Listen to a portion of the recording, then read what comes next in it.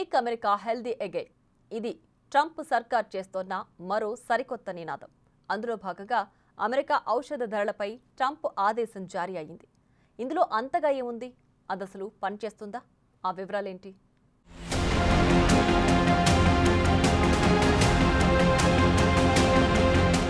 సంచలనాల America అధ్యక్షుడు Trump మరో కొత్త వివాదానికి తెరలేపారు. ఔషధ ధరలను తగ్గించడమే ధ్యేయంగా ఒక కార్యనిర్వాహక ఉత్తర్వుపై సంతకం చేశారు. అయితే దీని వివరాలేంటి? వచ్చే రోజుల్లో ఈ ట్రంప్ ఆర్డర్ ప్రభావమేంటన్నది ఒక క్లారిటీ లేదంటున్నారు ఔషధ రంగ నిపుణులు. ఇతర దేశాల్లోని రోగులు మన ఔషధ ధరల కంటే తక్కువ చెల్లిస్తారని అంటారు. ఈ విషయం ప్రస్తావించిన ట్రంప్ అమెరికాలోనూ డ్రగ్ కంపెనీలు తమ ధరలను తగ్గించేలా తాను ఆదేశిస్తానని చెప్పారాయన. తాను తీసుకున్న ఈ చర్యను అమెరికాలోని అత్యంత పర్యవసాన కార్యనిర్వాహక ఆదేశాల్లో ఒకటిగా అభివర్ణించారు ట్రంప్. దీని ప్రభావంతో యుఎస్ ఫార్మా ధరలు 30 నుంచి 80% వరకు వాటంతటవే తగ్గుతాయని ప్రకటించారు.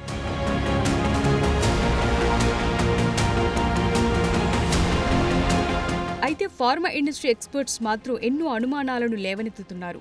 సరిగ్గా అదే సమయంలో స్టాక్ మార్కెట్ పెట్టుబడిదారులు ఇదేమంత ఇమ్మీడియట్ ఎఫెక్ట్ ఉండదని అంటున్నారు. యుఎస్ లో సంక్లిష్టమైన ఆరోగ్య రక్షణ వ్యవస్థ ఉంది. పలు ప్రైవేటు బీమా కంపెనీల ద్వారా వృద్ధులు, పేదల కోసం ప్రభుత్వమే బీమా కార్యక్రమాలను నిర్వహిస్తుంది. దీన్నే వీరు మెడికేర్ లేదా మెడికైడ్ అంటారు. ఇతర దేశాల్లో ఔషధాల ధరలు ఎక్కువగా ఉన్నాయంటే కొనుగోలు చేయటానికే నిరాకరిస్తారు. ఇక్కడ అలా కాదు. ఎంత ధరలు ఎక్కువ ఉంటే తమ ఆరోగ్యం అంత పదిలమని భావించేవారున్నారు. 2021లో యుఎస్ ప్రభుత్వ accounting office Australia, Canada, France తో పోలిక చేసి చూసింది. యుఎస్ ప్రిస్క్రిప్షన్ మందులు సగటున 2 నుంచి 4 రెట్లు ఖరీదైనవిగా తేలింది. దీంతో యుఎస్ లో 2 ప్రధాన పార్టీలు ఒకరిపై మరొకరు రాజకీయ ఆరోపణలు చేసుకున్నారు. సోమవారం వెలువడ్డ వైట్ హౌస్ ప్రకటన సందర్భంగా ఆరోగ్య కార్యదర్శి రాబర్ట్ కెనడీ జూనియర్ ఈ దిశగా కొన్ని కీలక కామెంట్స్ చేశారు.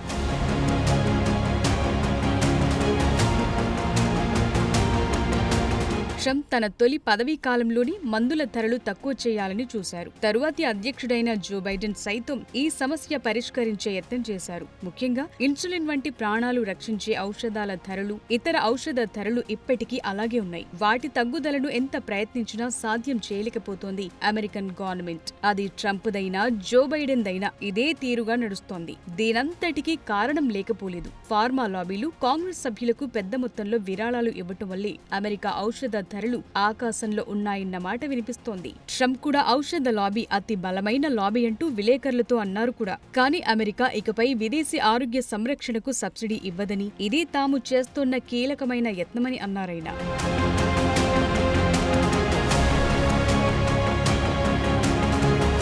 ఇది సెల్ఫ్ గోల్లా ఉందని అంటారు కొందరు. కారణం ఏంటంటే ట్రంప్ విదేశాల నుంచి దిగుమతి చేసుకునే మందులపై పన్ను విధిస్తానని అన్నారు. ఇతర దేశాలను బెదిరించడానికే ఇలా చేస్తున్నారు. బాగానే ఉంది, కానీ ఇదే మరింత ఖర్చు పెంచే అవకాశం ఉందని కూడా చెప్పాలంటారు ఫార్మా రంగ నిపుణులు. ఇంతకీ ట్రంప్ ఆర్డర్లో ఏముంది? ఖర్చులను తగ్గించడానికి గతంలో చేసిన యత్నాల కంటే ట్రంప్ ఆర్డర్ ఎందుకంత విస్తృతమైంది? ఆ వివరాలైతే ఇంకా తెలియరాలేదు. విదేశాల్లో ఔషధ ధరలపై చేసే ఒప్పందాలు స్థానిక ఔషధ ధరలకు పొంతన కుదరాలంటే ఏం చేయాలో కూడా ఒక క్లారిటీ లేదు. నిబంధనల ద్వారా ఖచ్చితంగా ఏం సాధించాల్సి ఉందో అదింకా అస్పష్టంగానే ఉందంటున్నారు అధికారులు. కొన్ని కొనుగోళ్లు విధించలేక చేసేవిగా ఉంటాయి. వీటికి ట్రంప్ ఎలాంటి సమాధానం చెప్తారో తేలాల్సి ఉందంటున్నారు వీరు.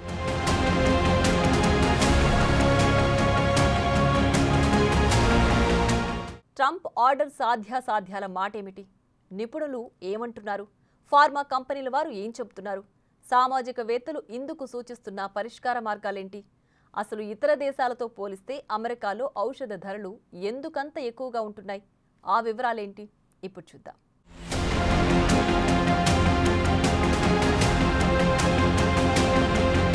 ఒక్క ట్రంప్ ఆర్డర్కి పరిపరి విధాల పలు రకాలుగా సలహా సూచనలు అందుతున్నాయి. ఔషధ కంపెనీలు వినియోగదారులకు నేరుగా మరిన్ని ఉత్పత్తులు విక్రయించాలని, బీమా కంపెనీల ప్రభావం తగ్గించాలని, ఔషధ ప్రయోజన నిర్వాహకులను తొలగించాలని అంటారు. అంతేకాదు, తక్కువ ధరలకు అమ్మే విదేశీ ఔషధాలను సైతం దిగుమతి చేసుకోవాలన్న సలహాలు కూడా అందుతున్నాయి. ఈ ఆలోచన గతంలో భద్రతా, వాణిజ్య నియమాల అడ్డంకులను ఎదుర్కొంది.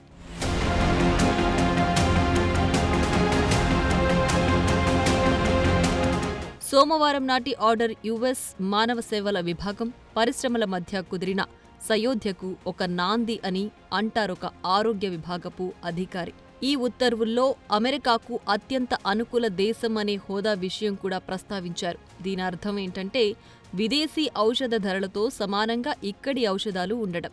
పెద్ద పెద్ద ఫార్మా సంస్థలు స్వచ్ఛందంగా ఈ సూత్రానికి కట్టుబడి ఉంటాయన్న ఆశాభావం వ్యక్తం చేశారు ప్రెసిడెంట్ ట్రంప్. ఇతర దేశాల మాదిరిగానే అమెరికన్ రోగులు సైతం అదే ధరలు చెల్లిస్తున్నారా లేదా తాము పర్యవేక్షిస్తామన్నారు అధ్యక్షుడు ట్రంప్.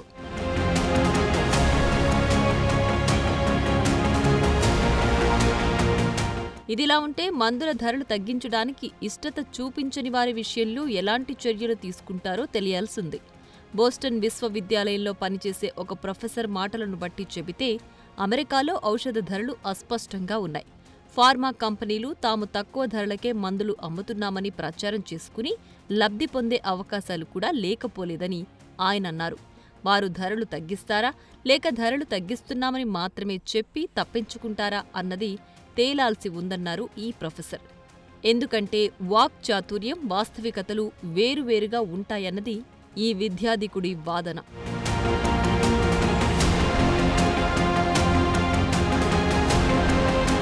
ట్రంప్ ప్రకటన ప్రభావం preview, Pfizer, Eli Lilly, GSK వంటి ఫార్మా షేర్ ధరలను తాకింది. కానీ అవి కొన్ని పాలనాపరమైన కారణాలతో వెంటనే కోలుకున్నాయి. పెట్టుబడిదారులపై ఈ చర్యలు పెద్ద ప్రభావాన్ని చూపవన్న మాట కూడా వినిపిస్తోంది. ట్రంప్ ఆర్డర్ ఈ విషయంలో ఇంకా ఎలాంటి ప్రభావాలను కలిగి ఉంటుందోనని చూస్తే అమెరికాలో తమ లాభాలను పెంచుకోవడానికి ఫార్మా కంపెనీలు తమ ఉత్పత్తులను మరింత చౌకగా అమ్ముతున్న ఇతర దేశాల నుంచి బయటకు రావచ్చు. దక్షిణ కాలిఫోర్నియా విశ్వవిద్యాలయంలోని కొందరు రీసెర్చర్స్ ఈ రకమైన కామెంట్స్ చేయడం కనిపించింది.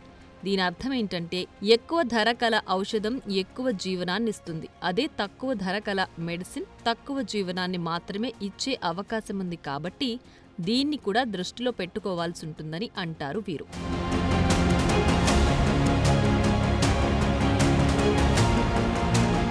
తక్కువ ధరల మందులు మేక్ అమెరికా హెల్దీ అగైన్ అనే నినాదాన్ని ఫుల్ఫిల్ చేస్తుందా అన్నది కూడా తేలాల్సి ఉందంటారు కొందరు నిపుణులు. అమెరికన్ల ఆరోగ్యాన్ని మెరుగుపరచడానికి ఆహారం, వ్యాయామం కీలకమంటారు వీరు. ఇక మానసిక ఆరోగ్యం సంగతి వేరు. దీని చికిత్సకు టీకాలు, మందులకు అంత పెద్ద సంబంధం లేదు. అయితే మందుల ధరల్లో ఏదైనా తగ్గింపు మాత్రం అమెరికన్ల ఆదరణ పొందే అవకాశమైతే ఉందంటారు వీరు. ఎందుకంటే కొన్ని పోల్స్ చెప్పడాన్ని బట్టి చూస్తే అమెరికా ఆరోగ్య వ్యవస్థలోని అధిక ఖర్చులు ఆందోళనకరంగా చెబుతున్నాయి. కనెక్టికట్ విశ్వవిద్యాలయ ప్రొఫెసర్ల మాటలను అనుసరించి చెబితే ట్రంప్ ఔషధ ధరలపై చర్యలు కొందరు అమెరికన్లకు తక్కువ స్థాయి చర్యగా అనిపిస్తాయి. కానీ సరైన పారదర్శకత కనబరిచి ఖచ్చితమైన చర్యలను చేపట్టి మందుల ధరలు తక్కువ చేయగలిగితే మాత్రం ఇదొక సానుకూలమైన ముందడుగు అవుతుందని అన్నారు.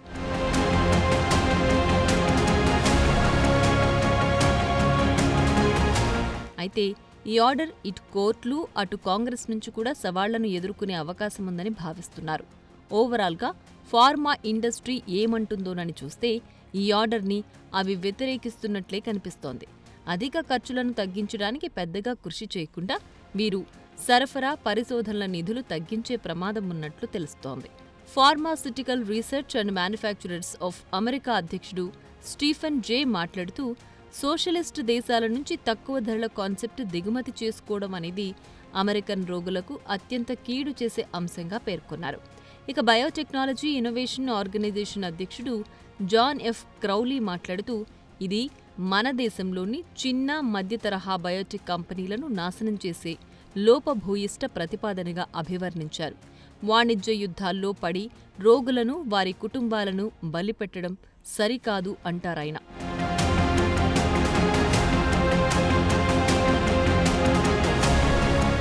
బోస్టన్ విశ్వవిద్యాలయ స్కాలర్లు మాత్రం ఫార్మా ఇండస్ట్రీ వాదనలపై సందేహాలను వ్యక్తం చేస్తున్నారు. ఒక ఔషధం పరిశోధన చేయడానికి ఉపయోగించే డబ్బు, లాభాలు రాకముందే ఖర్చు చేయాల్సి ఉంటుంది. పరిశోధనలకు గాను పెద్ద నగదు బహుమతులు ప్రకటించడం ద్వారా మేలు జరుగుతుంది. రీసెర్చ్ నిధులు సమకూర్చడానికి ఇతర మార్గాలను సైతం అన్వేషించాల్సిందని సూచిస్తున్నారు. ఔషధ ధరలు తగ్గించడం అన్నదానికి కేవలం ఒక్క కోణం మాత్రమే ఉండదు. పలు విధాలుగా ఆలోచించి ఒక నిర్ణయం తీసుకోవాలి. ప్రస్తుతం ఉన్న అధిక ధరలకు అనేక కోణాలున్నాయి. వాటిని దృష్టిలో ఉంచుకుని ఆ భారం తాము మోస్తామని అధ్యక్షుడు భావిస్తే ధరల తగ్గుదల ఏమంత కష్టతరం కాదన్నది కొందరు సామాజికవేత్తల నుంచి వినిపిస్తోన్న పరిష్కార మార్గం. మరి ట్రంప్ సర్కార్ ఈ దిశగా ఆలోచిస్తుందా లేదా తేలాల్సిందే.